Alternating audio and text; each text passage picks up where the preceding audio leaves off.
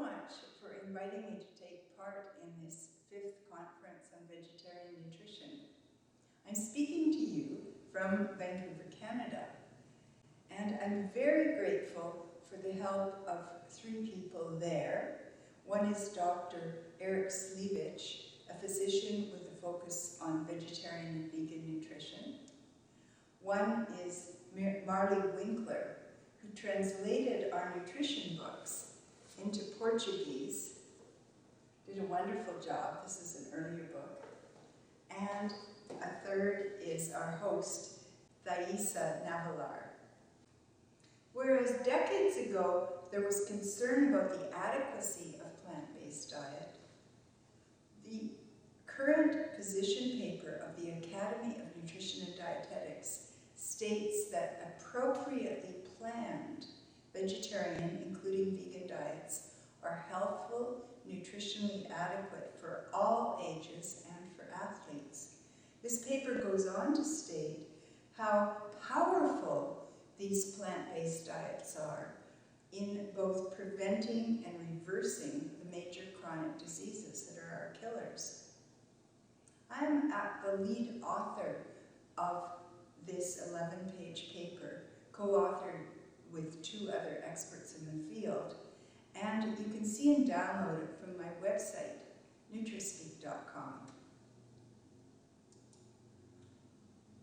Here is my co-author of 28 years and 14 books, including the one you have in Portuguese, Brenda Davis, at age 60, and I'm 79 right now. In our writing and speaking, we focus on optimal nutrition. In fact, one of my own goals is to have many of us fit as seniors and at ages well over 100. And the research looks very promising. Well, what do we need to know in order to create a plant-based diet for outstanding health throughout our life?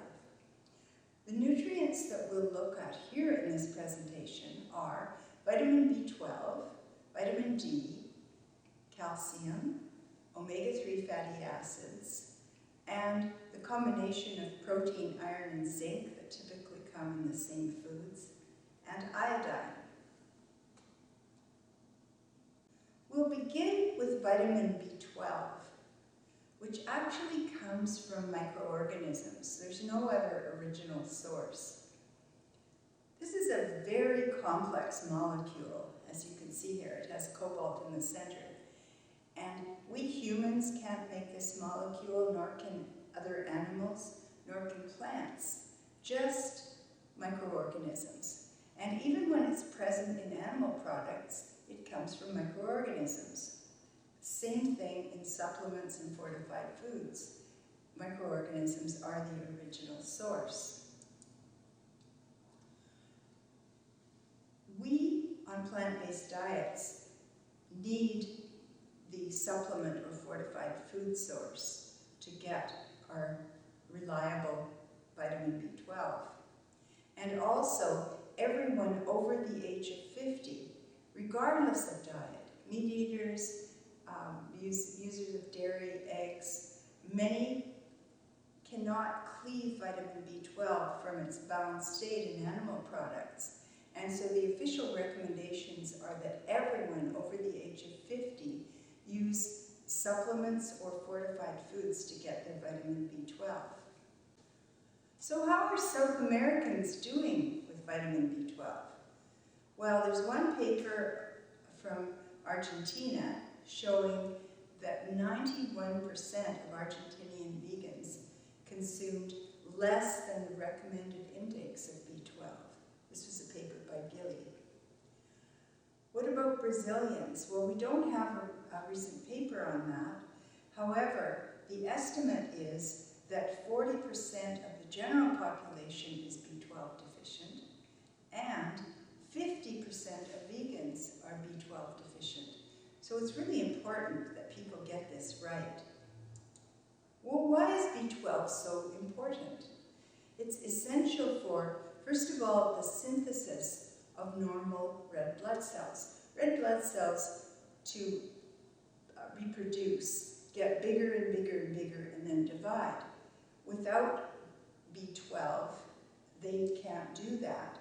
And so they stay as large red blood cells that can't do their function properly. It's also required for the synthesis of DNA, or genetic material. It's needed for the maintenance of myelin sheaths that surround our nerve fibers, very important role. And it's required for the metabolism of the energy-giving nutrients. So you can imagine without it, we don't do too well. And for the conversion of a toxic substance called homocysteine into something we actually require called methionine.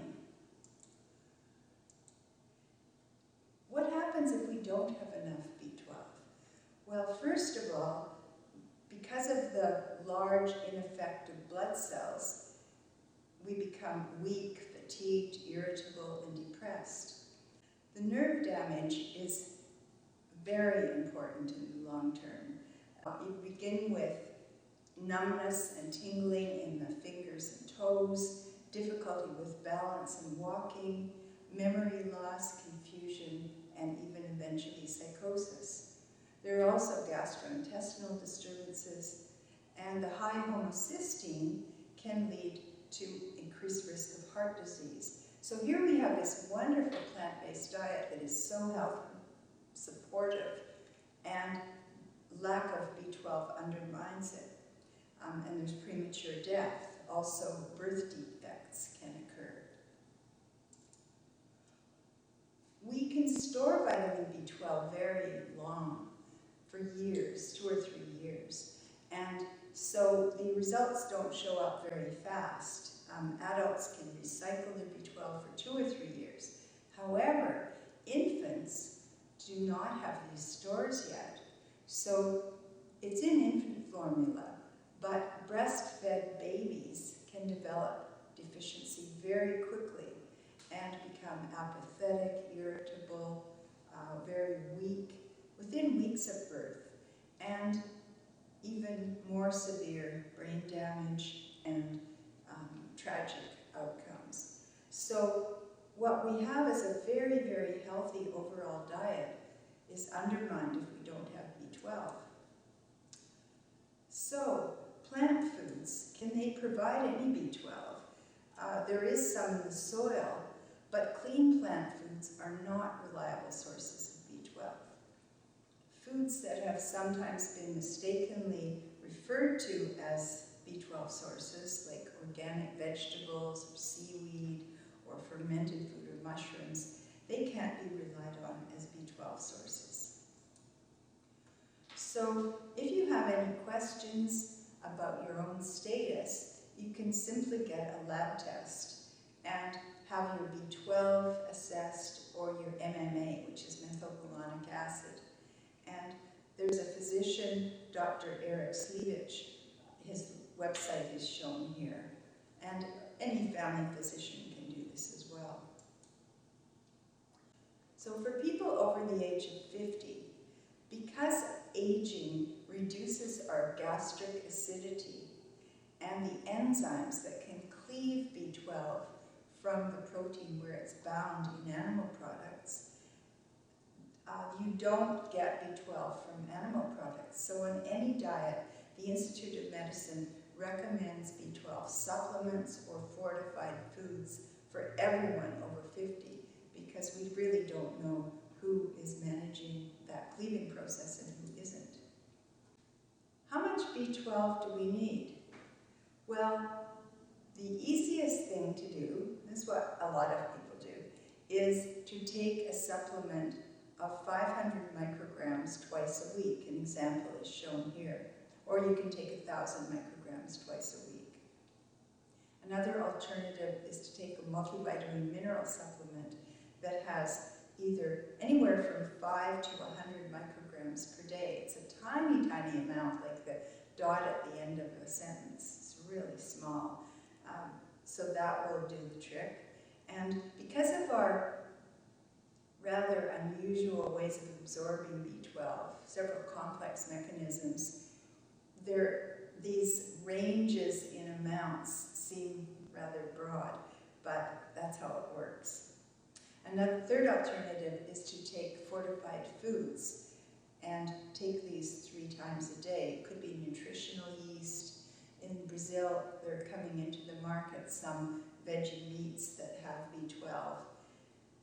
And if you're interested in how much B12 for various ages, you can see the website veganhealth.org. Those on plant-based diets who use B12 supplements or fortified foods typically have excellent intakes and status. So it's very, very easily resolved. Next, vitamin D. And here we're talking a very sunny country. And we know that vitamin D is produced when you have some sun rays on our skin. However, despite being a sunny country, about 45% of Brazilians have insufficient vitamin D, and 28% have even less and are actually deficient, as shown by blood levels. Why would this be in such a sunny country? I put the reference for that here. Well, the factors that limit our vitamin D synthesis are, first of all, despite it being so sunny outside, many people get little sun exposure. You might, for example, go from the house into the garage, drive to work, go into a parkade, and walk into the building without sun exposure at all. And we only need 10 minutes to half an hour on the skin per day of kind of 10 in the morning till 2 or 3 in the afternoon. But that typically doesn't happen for a lot of people. People may use sunscreen, put it on right away. They can be covered by clothing, even though they're outdoors, so there's no skin exposure. There's air pollution. Surprisingly, even in sunny cities like Honolulu, Los Angeles, San Diego, Sao Paulo, or Rio, there can be air pollution that blocks the ultraviolet B rays that lead to our production of vitamin D. A person with dark-colored skin has melanin that protects from sunburns, but it also limits vitamin D production, so more exposure to the skin is needed. And the 2 other factors that are important are advancing age. As we get older, our ability to produce vitamin D decreases. And another factor that can limit vitamin D production is overweight. And this is a serious factor as well. So why is vitamin D so important? Well, we've known for years that it really helps with our bones, to keep our bones strong. It helps us absorb calcium from the GI tract and put it into our bones and not allow it to leave in the urine, like to retain it.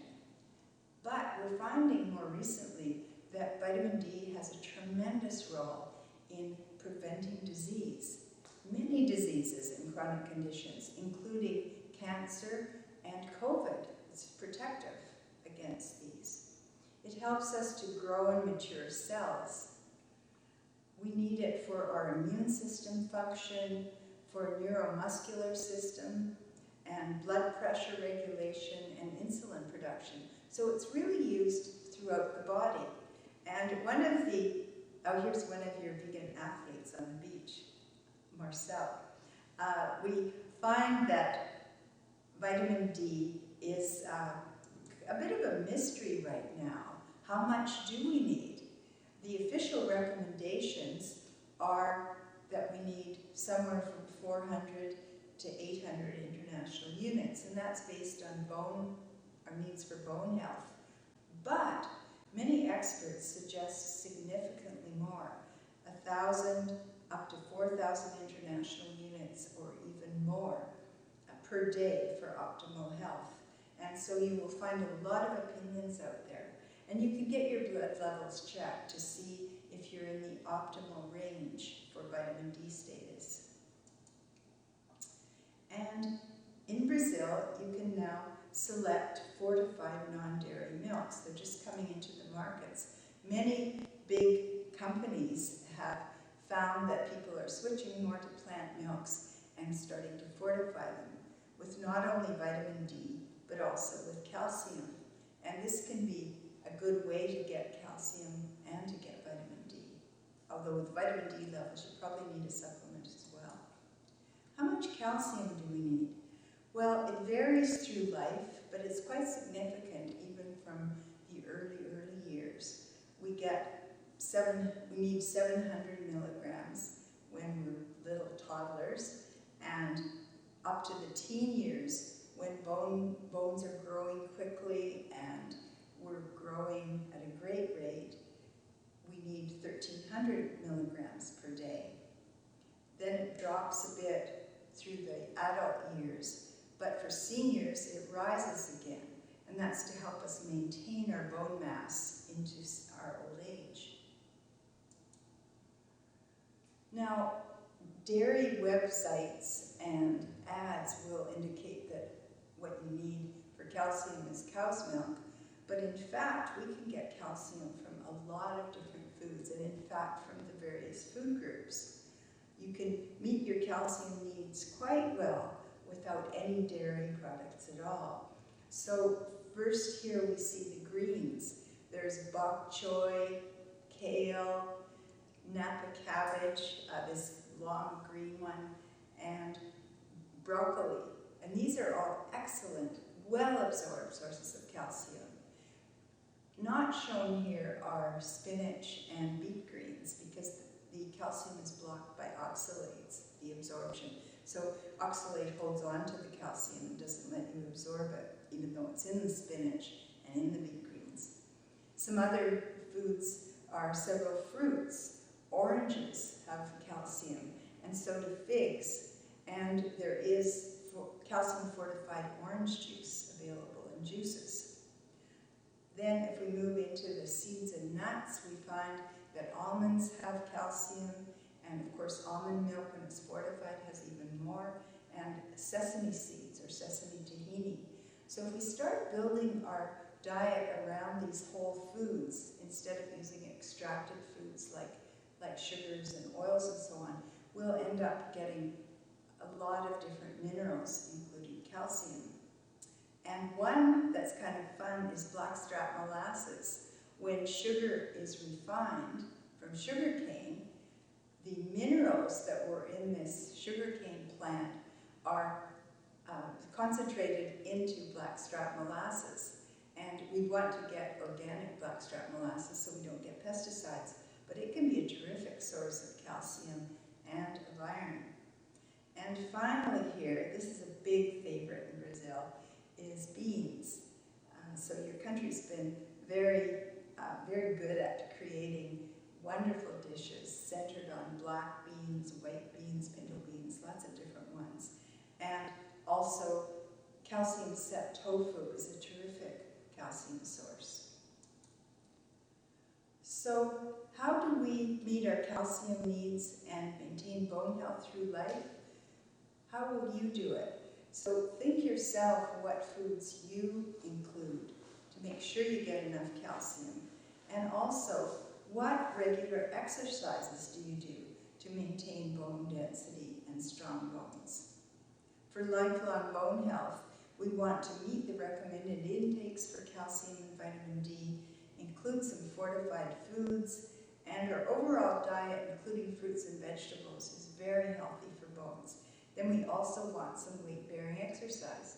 It could be things like gardening, as shown in the last slide, and it could be exercise where you get a little bit of an impact, like walking or running, and it could be lifting weights. And we want exercise to occur optimally 60 minutes, 6 or 7 times a week.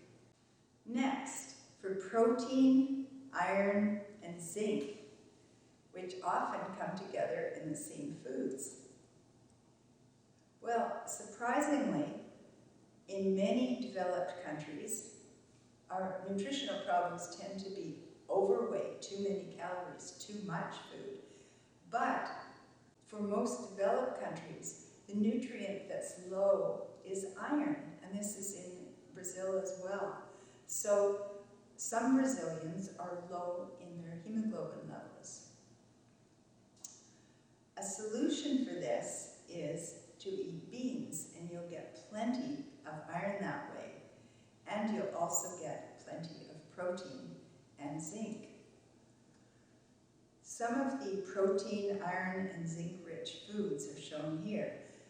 And they're in a variety of different food groups. So first of all, the legumes, the beans, peas, lentils, the chickpeas, the tofu, the soybeans. These are just little powerhouses of protein and of iron and of zinc for your immune system. Keep your blood rich in hemoglobin. Also, whole grains, quinoa that's grown in South America, and also iron-fortified flour, which is coming in, and iron-fortified grains, particularly for babies. Those are a very good start. And amaranth. Then seeds or nuts, all sorts of seeds, pine nuts, Brazil nuts, cashews, almonds, and some of the vegetables, particularly green things like peas, green beans, green leafy vegetables, and fruits, dried fruits like raisins. We often keep a jar of raisins on the counter and just have a few as we go by as a snack that can raise your blood sugar, give you some iron. And the fortified veggie meats that are starting to appear. Often these things are in transition diets when people are moving towards plant-based, but they can be helps in terms of the fortification that's added, like B12 and iron and so on. And blackstrap molasses, which I mentioned before. Here we see some of the wonderful Brazilian beans that are used: white, black, pinto, habas, baba, and broad beans, different names used in different countries, and some of the wonderful dishes that are used. And marinated tofu can be part of fajitas. They're just a wonderful combination that can be used at meals throughout the day, without any meat included, and giving you tremendous sources of protein, iron, and zinc. And even for breakfast, you can have empanadas that have black or white beans or lentils. You can have in your coffee fortified non-dairy milks that are made from soybeans or nuts or seeds.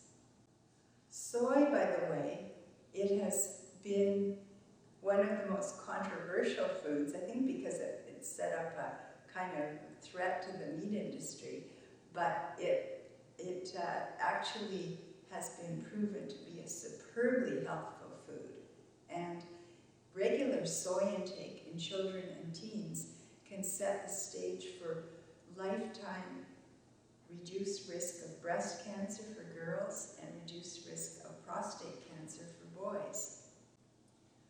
Next nutrient we're looking at is omega-3 fatty acids. And here we aim for about 2 to 4 grams per day. And some of the foods that are grown here in Brazil are chia seeds and flax seeds. In other parts of the world, walnuts can be good sources, and in Canada, where I am, hemp seeds are wonderful omega-3s. So you just need a little bit, like a spoonful per day, and say of chia seeds or ground flax seeds, and that'll provide your omega-3s. And from these, we can create long-chain omega-3s in our body. Sometimes people eat fish to get those long-chain omega-3s called DHA, but do we need to do that? Definitely not. In fact, microalgae, not fish, are the actual DHA producers. So in fact, fish get their DHA from microalgae. They're not the real producers of DHA. They get it down the food chain from the microalgae. And we can simply cut out the middle fish and go directly to the source and get DHA from microalgae. How much DHA do we need? Well, in fact, it's not essential in our diets. We don't require that on plant-based diets we need DHA. and we can create it in our own bodies. But it's possibly beneficial during pregnancy and lactation. It may help with brain development in those early years. The suggested intakes are at least 200, maybe in the range of 200 to 300 milligrams of vegan DHA 2 or 3 times a week or daily. And because it's not required, we don't know exactly how much, but 200 to twice a week should be fine. Next nutrient is iodine. And why is iodine important?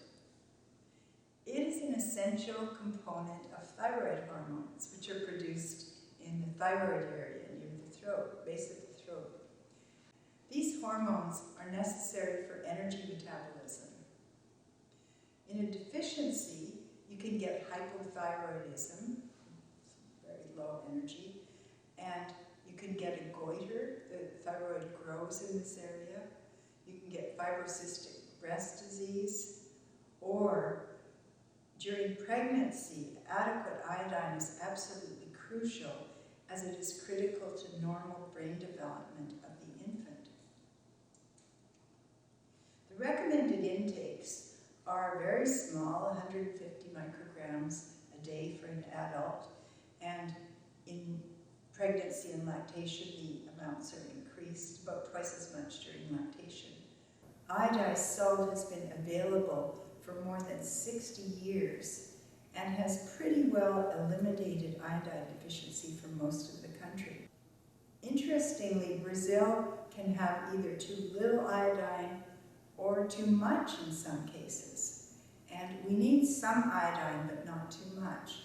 The recommended intake is 150 micrograms a day, as I said, but the upper limit is 1,100 micrograms a day, and that can be toxic. Thyroid function can be compromised by consuming too little or too much iodine. These is checked by thyroid tests.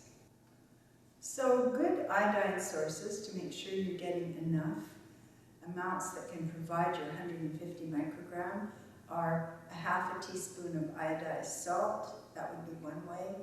Nori, those sheets that adults and children like to eat, or on sushi. Dulse granules, half a teaspoon, and kelp can be a source. It's a tiny little amount, 1/16 of a teaspoon. So often if people are relying on kelp, they have a quarter teaspoon twice a week. But you could get too much quite easily, and people have sometimes done that. And if you're relying on a multivitamin mineral supplement, check that it does have iodine, if that's what you were wanting to be your source, because not all of the supplements do. That was the end of the nutrients. I wanted to mention a good website that you might enjoy and appreciate. It's called happycow.net. And if you're going to different restaurants in an area where you live, want to explore what's vegan and nearby, or if you're traveling, happycow.net is quite fun. You can put in the city that you're interested in, and you can also put in, there are some filters. You can have vegan restaurants as your choice.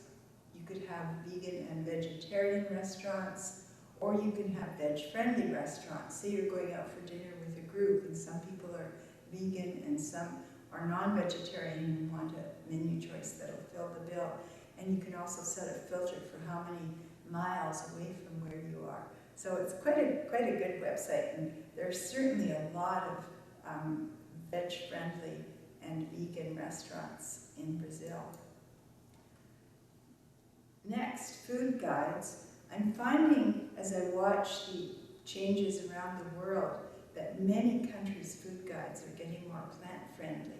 Here's Canada's, for example, which has been published for the last 2 years. And you'll notice that there's no meat group and no dairy group. In fact, half the plate is vegetables and fruit, a quarter is grains, and they prefer whole grains, and then there's a protein group. And that protein group does include meat and dairy products, but there are small amounts shown in the picture, And there's significant amounts of the beans, the tofu, the seeds, the nuts. And the beverage suggested is water. In our books, Becoming Vegan Express Edition and Comprehensive Edition, we have also a food guide that can be a really helpful guide so that you get all the nutrients you need. And it has also, it's modeled on the food guides of different countries. And it has, again, the vegetables and fruits taking up half the grains, and it has the legumes, the beans, peas, lentils, and it also has nuts and seeds for omega-3 fatty acids, and mentions vitamin B12 and D. And you can see this on the website, becomingvegan.ca. You can see exactly what this is, and it's also, of course, in our books.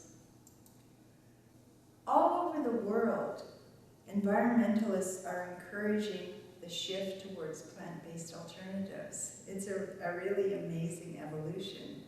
As one example, the brand Hura posted this giant billboard in central Madrid reading, "One hamburger pollutes more than your car." They were immediately sued by the Spanish meat industry, but they won in court, and that company can continue with its environmental activism. Adopting a plant-based diet is definitely ecologically sustainable, and you'll find that in the position paper that I mentioned at the beginning.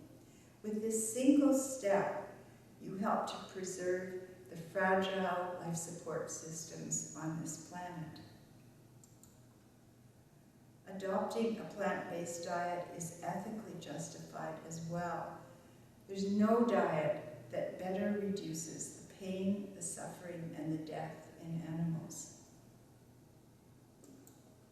So it's a win-win-win. It's also a big win for health because we have more and more data showing that our disease risk for the chronic diseases is reduced when we shift to a plant-based diet. My summary for this talk is: eat beans, take B12, and check out what are your sources of calcium, vitamin D, omega-3s, and iodine. The material that we've covered is in our books, which I co-authored with dietitian Brenda Davis. And she has spoken at some of these conferences, will again next year, I think. And our Becoming series is Becoming Vegan, the Express Edition and Comprehensive Edition. There's also Becoming Raw. This early book in Portuguese, which Marley Winkler translated, thanks Marley, and the Kick Diabetes Cookbook has a number of recipes that don't include any sugar or oils or fats added to the recipes, but they're really tasty recipes, they're very good.